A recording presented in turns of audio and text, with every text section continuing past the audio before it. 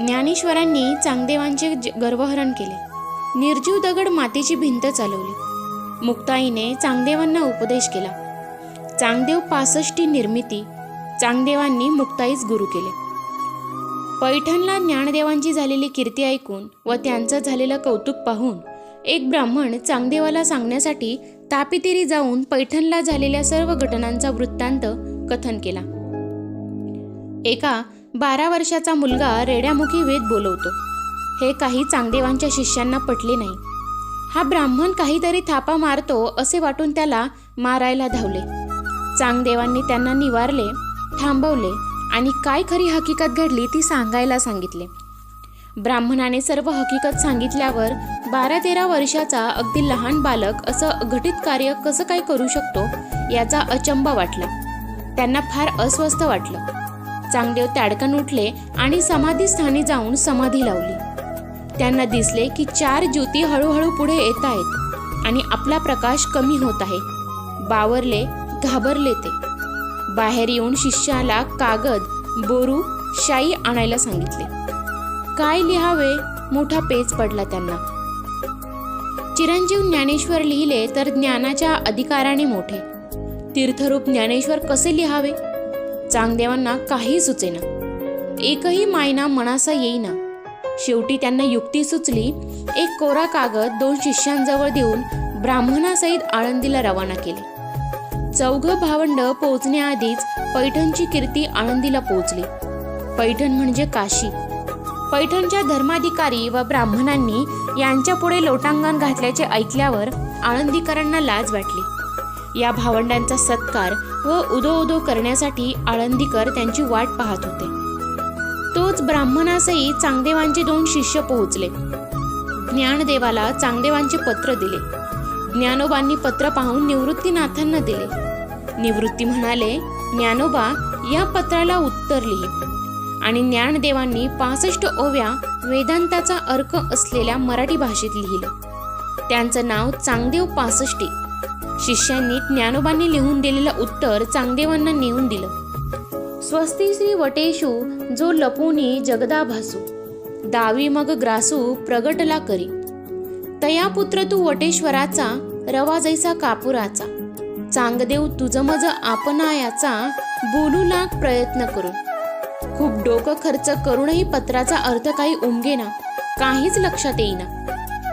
शेवटी हातात नागाचा चाबूक घेऊन वाघावर स्वार होऊन वाजत गाजत बरोबर हजारो शिष्यांचा ताफा, डोक्यावर छत्र चामर असे लवाजम्यासहित गरजत चांगदेव आळंदीजवळ आले.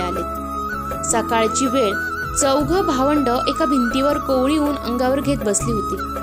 धापा टाकीत लोकांनी येऊन त्यांना सांगितले की जिवंत वाघावर बसून हाती नागाचा चाबूक घेऊन चांगदेव आपल्या भेटीस येत आहे. 4ही गदागदा हसलीत. मुक्ताबाई म्हणाली, एवढं वय झालं, म्हातारपण आलं, पण अहंकार काही गेला नाही. ज्ञानोबा म्हणाले, एवढ्या मोठ्या योग्याला समोर तर गेलंच पाहिजे ना. त्यांनी भिंतीला आज्ञा केली आणि काय आश्चर्य, जड भिंत, निर्जीव भिंत धावायला लागली. आळंदीकरांना तर हे अलौकिक पाहून थक्क झालेत आणि चांगदेव त्यांनी ते कौतुक पाहून क्षणभर स्वतःलाच विसरले. केवढे हे अघटित. जिवंत वाघाला नमवलं, जिवंत वाघाला खेळवणं हे कठीण असलं तरी एक वेळ प्रशिक्षणाने जमू शकेल, पण दगडमातीची अचेतन निर्जीव भिंतीला ज्याने चालवायला लावले त्याचा अधिकार केवढा मोठा. चांगदेवांचा सर्व अहंकार गळून पडला. त्यांच्या पुढे आपण अगदीच क्षुद्र. चांगदेवाने पटकन वाघावरून उडी टाकली व धावत जाऊन ज्ञानदेवांचे पाय धरले. ज्ञानदेवांनी त्यांना मुक्ताईला म्हणाले, मुक्ते, हा घे तुझा मुलगा. मुक्ताईने चांगदेवाला उपदेश केला. चांगदेव कृतार्थ झाले. एकनाथांनी म्हटलेच आहे, चालविली जडभिंती हरली चांगयाची भ्रांती, मोक्ष मार्गाचा सांगती ज्ञानोबा माझा. ज्ञानेश्वर माऊली व संत नामदेव यांची पंढरपूर भेट. ज्ञानेश्वरांनी ठरवले की या सर्व भक्तांना कुठेतरी एकत्रित करून त्यांना काहीतरी नेमनियम लावणे आवश्यक आहे. त्याशिवाय हे सर्व मोकाट सुटतील, काहीच दरबंद राहणार नाही. त्यांना आठवलं पंढरीचा पांडुरंग. लहानपणी वडिलांसोबत पाहिलेलं देखणं रूप, गोपाळाचा वेश, हरी आणि हर विष्णू आणि शंकर दोन्ही देव एकाच ठिकाणी. विष्णूने शंकराला मस्तकावर धारण केलेलं. अशी दोघांची एकता. जणू ब्रह्मच वाट चुकून पंढरीला आले. पुंडलिकाने विटेवर उभं करून ठेवलं. पांडुरंगाची ज्ञानोबाला आठवण झाली आणि त्यांना ब्रह्मानंद झाला. अभंगात ते म्हणतात, माझी या जीवाची आवडी पंढरपूर नेईन गुडी. गोविंदाचे गुणी बोधिले पांडुरंग मन रंगले. पंढरपुराला गुढी नेऊन तिथल्या वाळवंटात नाचावं. तो पंढरीचा निळा लावण्याचा पुतळा त्या विठ्ठलाच्या गुणांनी त्यांना वेड लागलं होतं.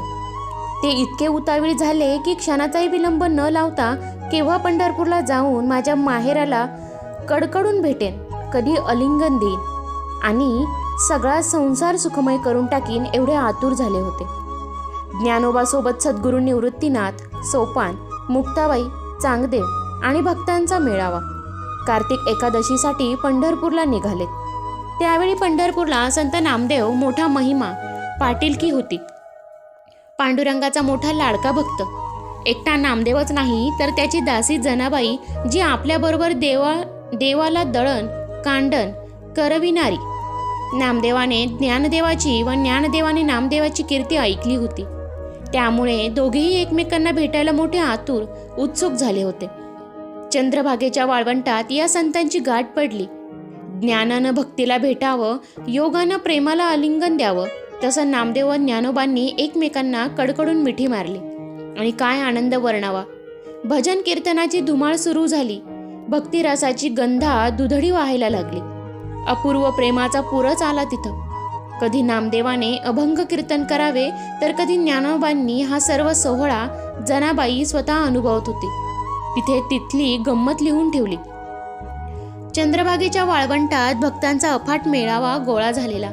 नामदेव काल्याचे कीर्तन करीत आहे आणि ज्ञानदेव स्वतः भक्त गोपाळांना लाह्या वाटतायत. जनाईच्या आग्रहास्तव ज्ञानदेव अभंग गातायत. गोड गळा, अपूर्व रंग, मिटलेल्या कमळासारख्या मोठ्या डोळ्यांतून मोत्याच्या धारा वाहतायत. जीवाची या जीवा, प्रेम भावाची या भावा, तुझं वाचुनी केशवा अनु नावडे. अन कीर्तनात असा काही रंग भरला की स्वतः परमात्मा कीर्तनात उभा राहून नाचायला लागला. एकाची टाळी झाली चंद्रभागे वाळवंटी, ज्ञानराजा माझा गोपाळांसी लाह्या वाटी. नामदेव कीर्तन करी, पुढे देवनाचे पांडुरंग, जनी म्हणे बोला ज्ञानदेवा अभंग. अभंग बोलता रंग कीर्तनी भरिला, प्रेमाची या छंदे विठ्ठल नाचू लागला. ज्ञानोबांनी पंढरीच्या सगळ्या संतांना वेड केले, मोहून टाकले. नामदेवाला विसोबा खेचरकडून गुरुपदेश द्यायला लावून कृतार्थ केले.